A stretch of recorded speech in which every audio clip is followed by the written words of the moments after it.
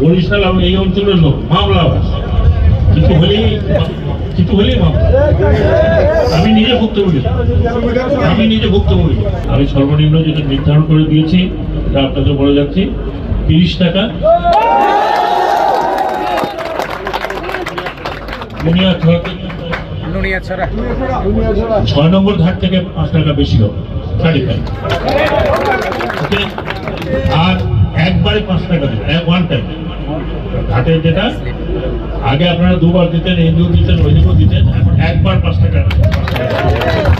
আমাদের দেশের প্রান্তিক অঞ্চলে যদি উন্নতি না হয়, ন্যূনতম যোগাযোগ ব্যবস্থা যদি সঠিক না হয়, তাহলে আমাদের ঢাকায় মেট্রো রেলে তৈরি করার লাভ। গত অনেকগুলো বছর, আমার মনে হয় 30, 40, 50 বছর হবে, এখানে মাফিয়া চক্র কাজ করছে।